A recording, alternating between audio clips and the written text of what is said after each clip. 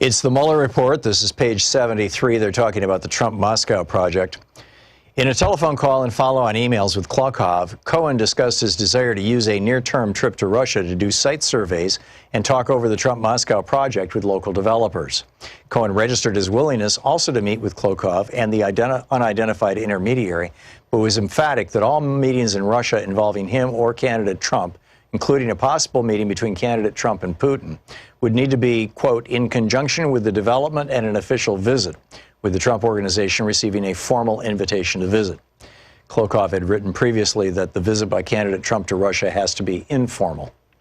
Kloker had previously recommended to Cohen that he separate their negotiations over a possible meeting between Trump and the person of interest from any existing business track.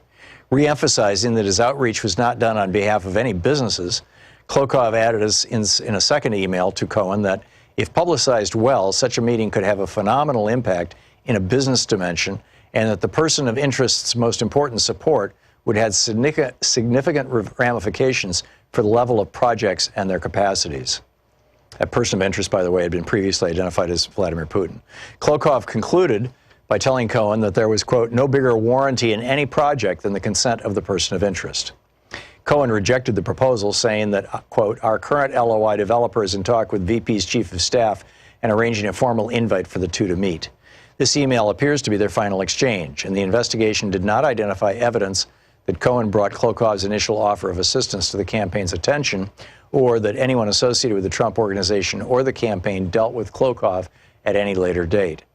Cohen explained that he did not pursue the proposed meeting because he was already working on the Moscow project with Felix Sater, who Cohen understood to have his own connections to the Russian government. By late December 2015, however, Cohen was complaining that Sater had not been able to use those connections to set up the proposed meeting with Russian government officials. Cohen told Sater that he was setting up the meeting myself. That's a quote. On January 11, 2016, Cohen emailed the office of Dmitry Peskov, the Russian government's press secretary, indicating that he desired contact with Sergei Ivanov, Putin's chief of staff. Cohen erroneously used the email address PR_Peskova at prpress.gov.ru instead of gov.ru, so the email apparently did not go through. On January 14, 2016, Cohen emailed a different address. This is info@prpress.gov.ru with the following message.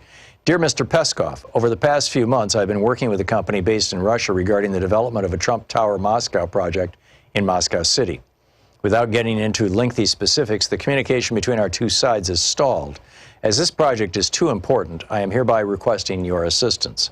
I respectfully request someone, preferably you, contact me so that I might discuss the specifics as well as arrange meetings with the appropriate individuals. I thank you in advance for your assistance and look forward to hearing from you soon. 2 days later, Cohen sent an email to Peskova repeating his request to speak with Sergei Ivanov. Cohen testified to Congress and initially told the office that he did not recall receiving a response to this email inquiry and that he decided to terminate any further work on the Trump-Moscow project as of January 2016. Cohen later admitted that these statements were false. In fact, Cohen had received and recalled receiving a response to his inquiry, and he continued to work on and update candidate Trump on the project through as late as June of 2016. On January 20th, 2016, Cohen received an email from Elena Polyakova, Peskov's personal assistant. Writing from her personal email account, Polyakova stated that she had been trying to reach Cohen and asked that he call her on the personal number that she provided. Shortly after receiving Polyakova's email, Cohen called and spoke to her for 20 minutes.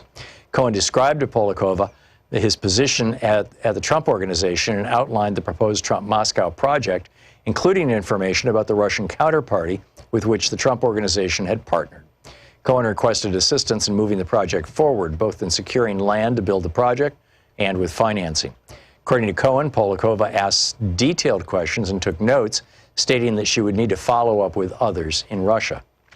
Cohen could not recall any direct follow-up from Polyakova or from any other representative of the Russian government, nor did the office identify any evidence of direct follow-up. However, the day after Cohen's call with Polyakova, Sater texted Cohen asking him to, quote, call me when you have a few minutes to chat. It's about Putin.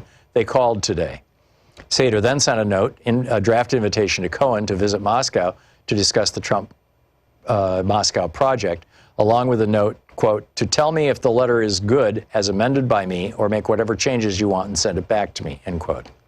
After a further round of edits, on January 25th, 2016, Sater sent Cohen an invitation signed by Andrei Ryabinsky of the company MHJ to travel to Moscow for a working visit about the prospects of development in the construction business in Russia, the various land plots available suited for construction of this enormous tower, and the opportunity to coordinate a follow-up visit to Moscow by Mr. Donald Trump. According to Cohen, he elected not to travel at the time because of concerns about the lack of concrete proposals about land plots that could be considered as options for the project. D. Discussions about Russian travel by Michael Cohen or candidate Trump, December 15 to June 2016.